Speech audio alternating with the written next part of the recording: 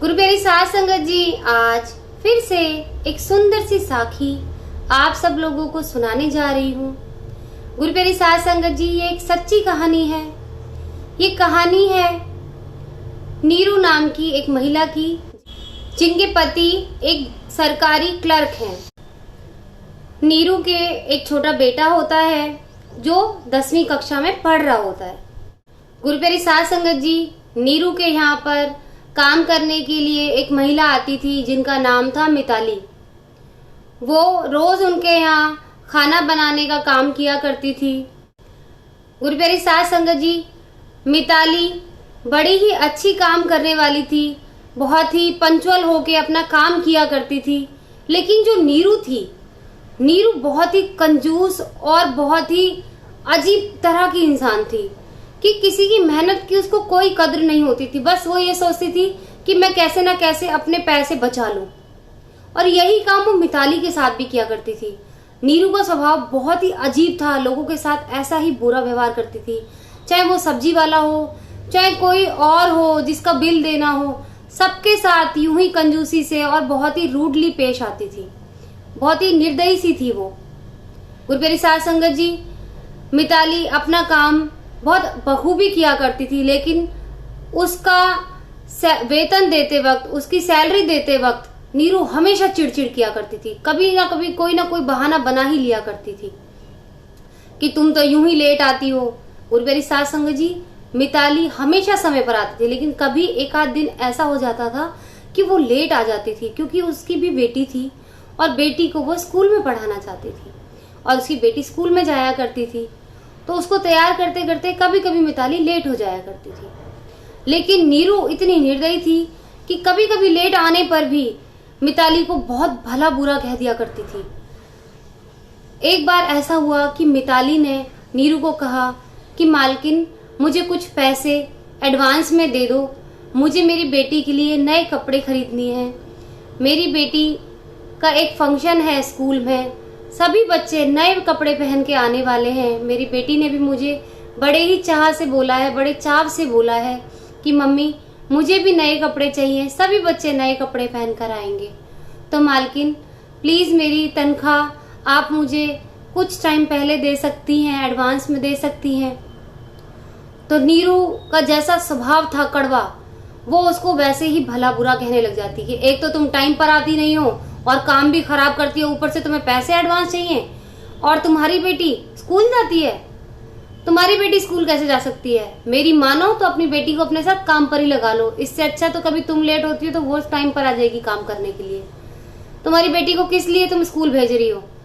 नौकरानी की बेटी कभी भी स्कूल में नहीं पढ़ सकती, आगे उसका वही भविष्य है जो तुम्हारा है। गुरु प्यारी साध संगत जी, मिताली बहुत मायूस होती है ये बात सुनकर और कहती है, मालकिन आप बेशक से मुझे पैसे ना दें, लेकिन इस तरह से मेरी उम्मीदें ना तोड़ें। मैं नहीं चाहती कि मेरी बेटी का भविष्य मेरी तरह रहे। मैं बेशक से अनपढ़ रह गई और मुझे जितनी तकलीफें झेलनी पड़ती हैं, मैं नहीं चाहती कि मेरी बेटी वो तकलीफें झेले। इसलिए आप ऐसा मत कहें कि मेरी बेटी मेरे जैसी ही बनेगी। मैं नहीं चाहती कि वो मेरे जैसी बने, इसलिए मैं उसको पढ़ा रही हूँ, दिन रात मेहनत कर रही हूँ। आप ऐसे ना बोले, मेरे सपने टूटते हैं जब आप ऐसे बोलते हो। तो गुरु प्यारी साध संगत जी, ये सारा दृश्य नीरू का बेटा पीछे से खड़ा हुआ देख रहा होता है और सब कुछ सुन रहा होता है।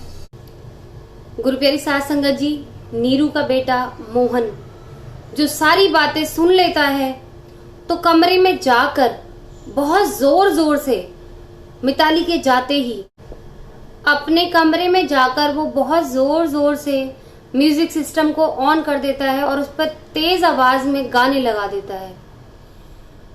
तो नीरू एकदम से शॉक हो जाती है कि मोहन को एकदम से क्या हुआ। वो कमरे में जाकर उससे कहती है कि ये क्या तुमने तमाशा लगा रखा है, इतनी तेज आवाज में म्यूजिक क्यों चला रखा है? तुम्हें पता नहीं है तुम्हारे एग्जाम्स आ रहे हैं, आगे चल के तुम्हें आईपीएस बनना है, ऐसे बनोगे तुम आईपीएस अफसर? रोज का तुम्हारा नाटक हो गया, कभी पढ़ाई नहीं करते। तो मोहन म्यूजिक को थोड़ा धीमा करके कहता है, मम्मी मैं तो क्लर्क का बेटा हूं, तो आप कैसे सोच सकते हो कि मैं आईपीएस अफसर बनूंगा? आप कैसे सोच सकते हो कि मैं एक ऑफिसर बनूंगा? गुरुप्यारी साध संगत जी, नीरू कहती है कि मुझसे तू जबान लड़ा रहा है। तो मोहन कहता है माँ मैं जबान नहीं लड़ा रहा, अभी थोड़ी देर पहले आपने ही तो कहा था, मिताली चाची को आपने ही तो कहा था कि एक नौकरानी की बेटी पढ़ नहीं सकती, तो फिर आप कैसे सोच सकते हो कि एक क्लर्क का बेटा अफसर बन सकता है? जब एक नौकरानी की बेटी नौकरानी ही बनेगी तो एक क्लर्क का बेटा भी तो क्लर्क ही बनेगा। आपने कैसे सोच लिया कि क्लर्क का बेटा अधिकारी बन जाएगा?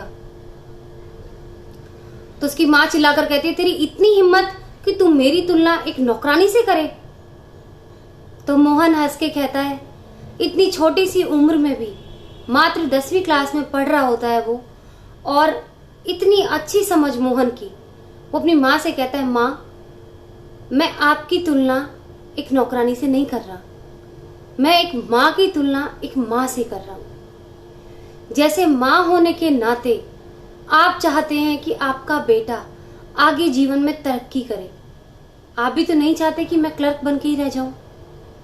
ऐसा ही मिताली चाची चाहती हैं कि मेरी तरह मेरी बेटी दर दर यूं ना ठोकरे खाए, मेरी तरह जिंदगी में मुश्किलें ना झेले।